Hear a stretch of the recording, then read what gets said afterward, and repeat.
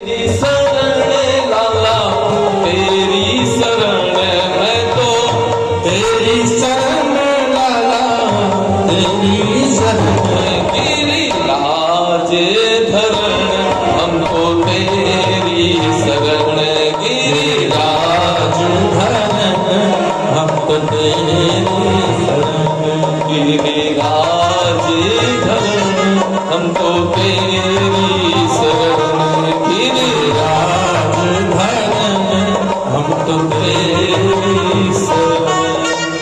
ऐसी प्रार्थना करते हैं ब्रजवासियों से। कन्हैया बोले ऐसा करो, एक बार आंख मूंद लो।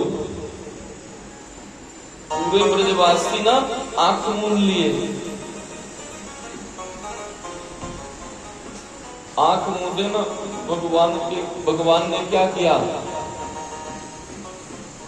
छत्रार्कमिव बालकः, छत्रार्कमिव कैसे? जैसे बालक ना जब बरसात होती है तो कागज की नाव बनाता है ना, कागज की नाव, और पहला उसको बहा देता है, फिर पकड़ के उठा लेता है। ऐसे ही गोविंद ने क्या किया? छत्रार्कमिव बालकः, गोवर्धन जी को उठा लिया ऐसे इस उंगली पर। बोले आ जाओ ब्रजवासियों। अब पूरे ब्रजवासी पहुंच गए नीचे और अपने अपने, पहले नियम होता था, ग्वाले थे डंडा लेकर के चलते थे, अपने अपने डंडे लगा दिए। कुछ समय हो गया, बोले कन्हैया तू आराम कर ले, है ना, तू आराम कर ले, अब हम लोग संभाल लेंगे गिरिराज जी को। कन्हैया ने कहा भैया आप लोगों से नहीं संभलेंगे गिरिराज जी। एक ने कहा अच्छा दारी है, तेने ही संभाल रखोगे का? हम लाखों ब्रजवासी हैं, हमारे पास इतनी ताकत है, इसलिए गिरिराज जी ऊपर हैं। अब छोटे से हैं कन्हैया, बड़े बड़े ब्रजवासी, बड़े बूढ़े, काय को माने बात। कन्हैया ने कहा ब्रजवासियों संभालियो, और अपनी एक अन्य उंगली थोड़ी सी नीचे करी। जैसे नीचे करी ना तो सबकी लाठियां डंडे चट चट चट चट चट करके ततस चटचटा शब्दों चट चट होने लगा, ततस चटचटा शब्दों चट चट होने लगा। महाराज बोले लाला लाला अपने गिरिराज को संभाल। और गोविंद ने पुनः अंगुली लगाई। एक ने कहा ये बता 1 लाख ब्रजवासी हैं लाला, इतने के सबके डंडे टूट गए, इतनी एक अन्य उंगली केवल, तू इतना कोमल है, तू है कौन? कैसे उठा लिया? तेरी में ताकत इतनी कहां से आई? गोविंद क्या कहते हैं? कछु माखन को बल बढ़ो, कछु गोपन करी सहाय, श्री राधे जो की कृपा सो, मैंने गिरवर लियो उठाए। अरे भैया कछु माखन को बल पड़ा, आप लोगों की को जो मैंने माखन चुराया ना तो शक्ति आ गई। और एक बात बताएं, आप लोग जो हमारी ओर इतनी तेज नजर से देख रहे हो ना, तो आप लोग को देखने से हमारी, आप लोग की शक्ति भी मेरे अंदर आ गई। और जो हमारी राधा रानी है ना, उनकी कृपा से मैंने गिरिराज जी को उठा लिया। एक ब्रजवासी बोले अच्छा लाला, हम तो सोचते थे अभी तक तू माखन चुराता था, चीड़ चुराता था, बड़ा नटखट था, अब शक्ति भी चुराने लगा। बोले और क्या? हरिवंश महापुराण में इसका बड़ा सुंदर वर्णन दिया है। ऐसे थोड़ी ब्रजवासी रहे थे कि 7 दिन तक खड़े रहेंगे, ना ना, एयर कंडीशन रूम बनाए थे महाराज। हाँ, गोविंद ने VIP रूम बना दिए थे, एक से महल बनाए थे। अगर ज्यादा सर्दी प्रवेश नहीं कर सकती ना, ज्यादा गर्मी, हरिवंश महापुराण में आया है। इतना सुंदर महल बना दिया। 7 दिन तक, एक दिन की बात थोड़ी थी जी, 7 दिन की थी। 7 दिन तक निरंतर। 7वां दिन हुआ, इंद्र ने कहा देखो भैया बादलों को, अब तो ब्रजमंडल ब्रजवासी सब खत्म हो गए होंगे। महाराज गण गए, गणों ने देखा, बोले महाराज ताते तवे पर होत जैसे छन्न है, बूंद तक नहीं आई ब्रज में, कृष्ण तुमको धन्य है। बोले महाराज ब्रजमंडल में तो धूल उड़ रही है। इंद्र ने कहा कर लो बात। इतने बादलों को बुलाया, इतना बरसात हुआ, कहाँ गया जल? बोले तो पता नहीं। इंद्र की आंखें खुल गई, अरे नहीं, हम ही तो स्तुति करने गए थे, गोविंद है। परीक्षित ने कहा महाराज ये पानी कहाँ गया? बोले कुछ तो सुदर्शन चक्र लगे हुए थे चारों तरफ ब्रजमंडल में, शेषनाग पी रहे थे, और एक और थे, कौन? अगस्त ऋषि। अगस्त ऋषि जो जल बच रहा था ना, उसको पान कर रहे थे। बोले महाराज सुदर्शन जी ने सुखाया, ये वाली बात तो पता चल गई। नाग जी ने ठीक है रक्षा किया, ये भी ठीक है, लेकिन अगस्त ऋषि क्यों जल पी रहे थे? बोले एक बार की बात है, सतयुग की, त्रेता युग की बात। जब सीता मैया आई ना विवाह करके, पुराने जमाने की बात बता रहे हैं, अभी भी नहीं। जब मैया सीता आई तो नियम था एक ब्राह्मण को, साधु को भोजन कराने का।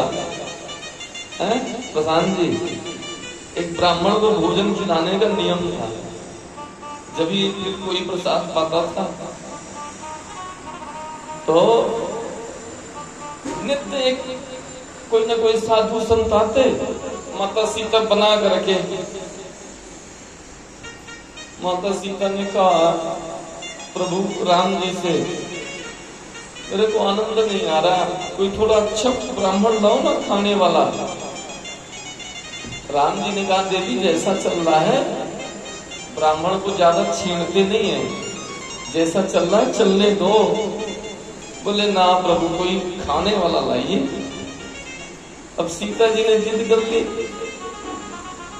फोन लगा दिया अगस्त जी को, आ जाओ महाराज आज प्रसादी है। अगस्त जी ने कहा आ जाऊं? बोले आ जाओ।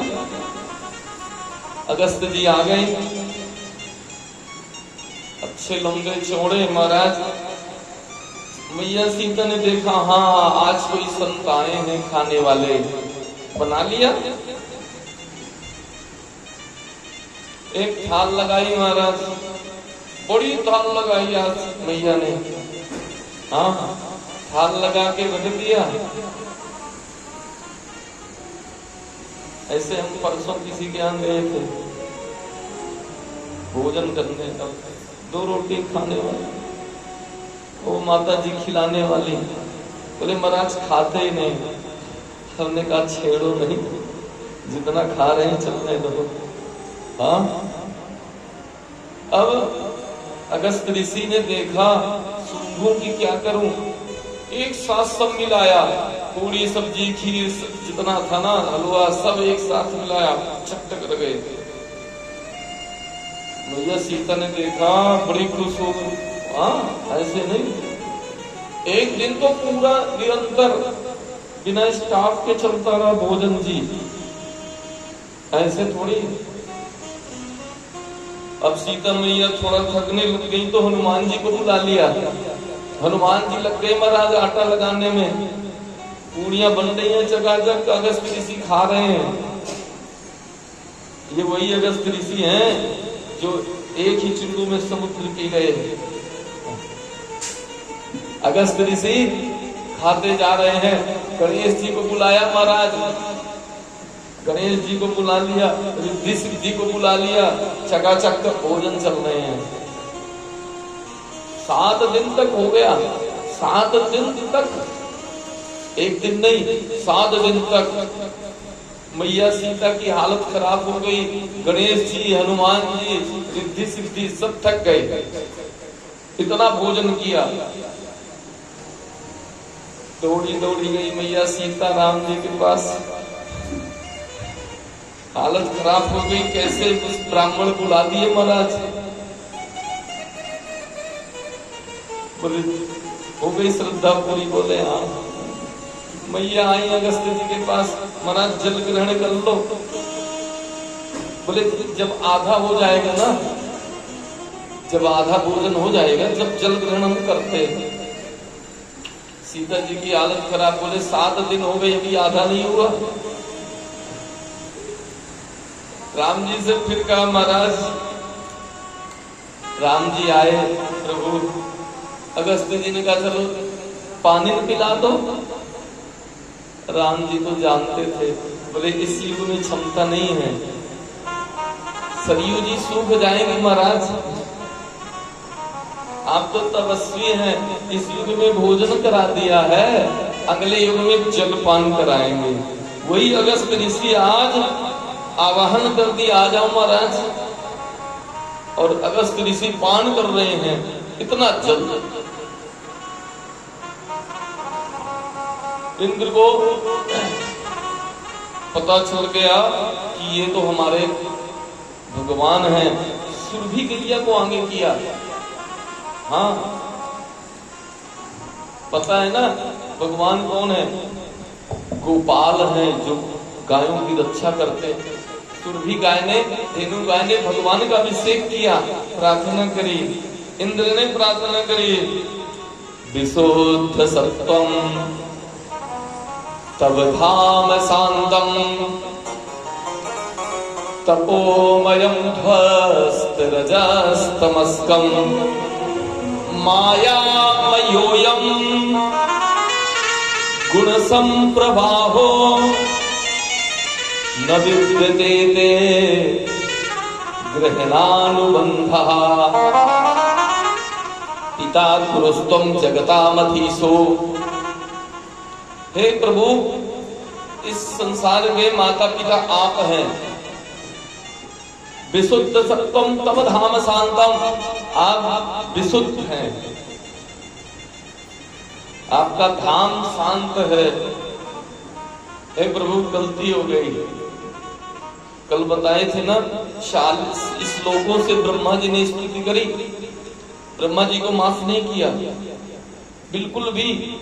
लेकिन इंद्र ने 8 श्लोकों से स्तुति करी और क्षमा कर दिया। परीक्षित ने पूछा महाराज, ब्रह्मा जी ने तो केवल थोड़ी सी अपराध किया था। हाँ कौन सा छोटा सा अपराध? बछड़े तो चुरा लिए थे, केवल भगवान के बछड़े चुराए थे। लेकिन इन्होंने क्या किया पता है? इंद्र का जो कि सबसे बड़ा अपराध है, समस्त ब्रजवासियों को मारना चाह रहे हैं, जल में डुबोना चाह रहे हैं। लेकिन उल्टा कैसे हो गया? बोले परीक्षित सुनो, बड़े ध्यान से सुनो। ब्रह्मा जी का अपराध क्यों बड़ा है? क्योंकि ब्रह्मा जी ने भगवान को भक्तों से अलग कर दिया 1 साल के लिए।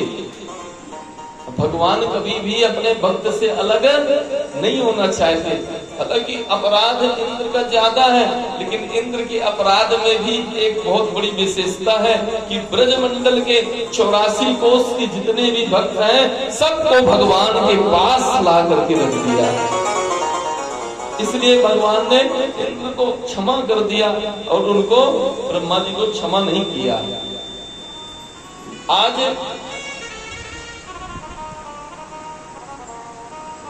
ब्रजमंडल के पास ही एक अंबिका वन है, गतो अंबिका वनम, देवी का पूजन होता है। रात्रि को गए वहां पूजन करने, रात्रि को पूजन करके वहीं सो गए। तो एक विद्याधर नाम का अजगर था, वो आकर के नंद बाबा को खा लिया। जैसे ही पकड़ने लगा तो नंद बाबा चिल्लाए, कन्हैया बचाओ बचाओ। कन्हैया आए, जैसे उस अजगर को हाथ लगाया तो दिव्य रूप धारण करके खड़ा हो गया। कन्हैया ने कहा तुम कौन? बोले अहम विद्याधरो नामा सुदर्शन इति प्रभो। मैं विद्याधर नाम का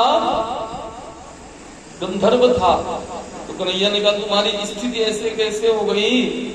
बोले महाराज क्या है कि व्यास जी के पुत्र जो अष्टावक्र है ना, अष्टावक्र 8 जगह से टेढ़े, वो जंगल में जा रहे थे। मैं बहुत सुंदर था, बहुत सुंदर। तो क्या हुआ, मेरी पता नहीं क्या बुद्धि हुई, वो ऐसे ऐसे करके जा रहे थे 8 जगह से टेढ़े। तो मेरे मन में थोड़ा सा मजाक सूझा और मैं आकर के अष्टावक्र जी से बोले बहुत अच्छा चलते हैं आप। मैंने उनसे थोड़ा ज्यादा ही मजाक कर दिया, उनको गुस्सा आ गया। उन्होंने कहा जा तो ये चाल अच्छी लगती ना, अजगर बन जा। मैंने विनय किया तो बोले चिंता मत कर, द्वापर में जब कन्हैया आएंगे ना तो तेरा उद्धार करेंगे। अहम विद्याधरो नामा सुदर्शन इति प्रभो।